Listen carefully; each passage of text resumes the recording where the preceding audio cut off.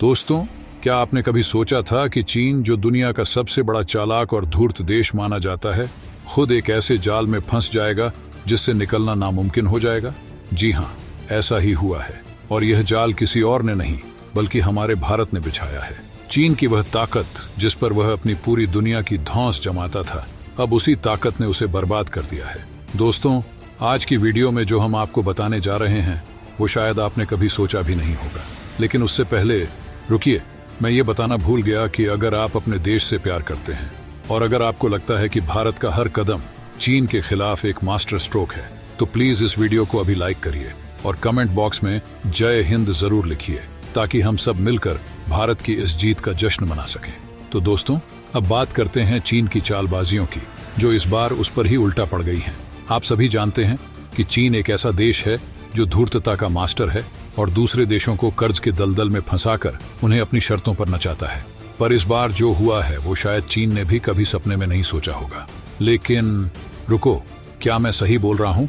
हाँ, यही कहना था कि इस बार चीन खुद फंस गया है। वो भी ऐसा फंसा कि अब निकलना नामुमकिन सा लग रहा है। अब आप सोच रहे होंगे कि भाई ये आखिर हुआ क्या? तो सुनिए, ये कहानी है 27 देशों के एक जाल की, जो उन्होंने बड़ी सफाई से चीन के लिए बिछाया। और चीन, जो दूसरों को फंसाने में माहिर था, इस बार खुद उसी जाल में फंस गया। लेकिन ये कोई आम जाल नहीं था। ये जाल आर्थिक महाशक्तियों ने तैयार किया था, जिनमें यूरोप के कई देश शामिल थे। आप समझ रहे हैं ना मैं क्या कह रहा हूँ? चलो अब थोड़ा और गहराई में चलते हैं। दरअसल ये सारा मामला शुरू होता है इलेक्ट्रॉनिक कारों के बाजार से। आज दुनिया में इलेक्ट्रॉनिक कारों का बाजार लगभग $75 बिलियन का है और हर साल इसमें 10% की दर से वृद्धि हो रही है। अब सुनिए, असली खेल क्या है। ये मार्केट आने वाले 4 साल में $1.4 ट्रिलियन तक पहुंच जाएगा। हाँ, ये वही मार्केट है जिसकी वैल्यू आने वाले कुछ सालों में कई देशों की कुल जीडीपी से भी ज्यादा हो जाएगी। अब चीन को लगा कि यहाँ उसकी बड़ी चाल चलने का मौका है। उसने सोचा कि बाकी देश इलेक्ट्रॉनिक कारों के मार्केट में पैर जमाने से पहले ही वह पूरी दुनिया पर कब्जा कर लेगा। इसके लिए उसने अपनी कंपनियों को भारी सब्सिडी दी, ताकि वो सस्ती कारें बनाकर बाकी देशों के बाजारों में कब्जा कर सकें। लेकिन दोस्तों, यही चाल चीन पर उल्टी पड़ गई। अब थोड़ा ठहरिए और सोचिए, क्यों चीन की ये चाल नाकाम हो गई। मैं बताता हूँ। चीन ने यूरोपियन यूनियन यानी 27 देशों के उस जाल को नजरअंदाज कर दिया, जो उसकी इस धूर्तता को पहचान चुका था। यूरोप, जो चालाकी और राजनीति का मास्टर है, उसने चीन की चालबाजी को देखते हुए उन पर भारी टैक्स लगाना शुरू कर दिया। और दोस्तों, इस टैक्स ने चीन की सब्सिडी का पूरा फायदा बेकार कर दिया। यूरोपियन यूनियन ने एक झटके में चीन की कारों को इतना महंगा कर दिया कि अब वो वहां बिक ही नहीं सकती। और हाँ, एक और चीज, यूरोप ने सिर्फ इतना ही नहीं किया, उन्होंने अपने देश की कंपनियों को भी सब्सिडी देना शुरू कर दिया, ताकि वो भी इस दौड़ में पीछे न रह जाए। अब सोचिए, एक तरफ चीनी कंपनियां जो सस्ते प्रोडक्ट के दम पर दुनिया पर राज करना चाहती थीं, वो खुद यूरोपियन यूनियन के सामने घुटने टेकने पर मजबूर हो गईं। अरे रुकिए, अभी तो असली बात बाकी है। चीन अब क्या कर रहा है? वो यूरोप के सामने बातचीत के लिए मजबूर हो गया है। जी हाँ, वही चीन जो खुद को महाशक्ति समझता था, अब वही चीन यूरोप से मिन्नतें कर रहा है कि वो उनके खिलाफ एक्शन ना ले। क्या आप सोच सकते हैं? चीन जैसी महाशक्ति इतनी लाचार हो गई है कि उसे अब अपने अस्तित्व की चिंता सताने लगी है।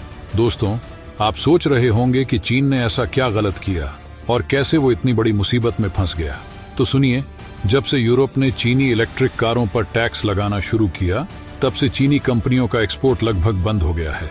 अब उनकी कारें न तो यूरोप में बिक पा रही हैं और न ही बाकी दुनिया में। और चीन की इलेक्ट्रिक कार इंडस्ट्री में लाखों लोग नौकरी से निकाले जा रहे हैं। लेकिन दोस्तों, असली मजा तो अब आने वाला है। चीन ने सोचा था कि वो पूरे इलेक्ट्रिक कार मार्केट पर कब्जा कर लेगा, लेकिन उसकी ये चाल उल्टी पड़ गई। यूरोप ने न सिर्फ चीन के खिलाफ एक्शन लिया, बल्कि अब वो चीन के मार्केट में अपनी पकड़ मजबूत कर रहा है। यूरोप की कंपनियां अब चीन में सस्ती दरों पर कारें बेच रही हैं और ये चीन के लिए सबसे बड़ा झटका है। और हाँ, आपको ये जानकर हैरानी होगी कि चीन की सरकार अब यूरोप के सामने गिड़गिड़ा रही है कि वो उनके खिलाफ और कोई सख्त कदम न उठाए। लेकिन यूरोप कहाँ मानने वाला है? यूरोप ने साफ कह दिया है कि वो चीन की धूर्तता को माफ करने के मूड में बिल्कुल भी नहीं है। और अब तो उन्होंने साफ कर दिया है कि वो चीनी कंपनियों के खिलाफ और भी कड़े कदम उठाने वाले हैं। दोस्तों, इस सारी कहानी में सबसे मजेदार बात यह है कि भारत इस पूरी लड़ाई में कहां खड़ा है। भारत ने भी चीनी कंपनियों के खिलाफ सख्त कदम उठाए हैं और अब भारत अपनी इलेक्ट्रिक कार कंपनियों को बढ़ावा दे रहा है।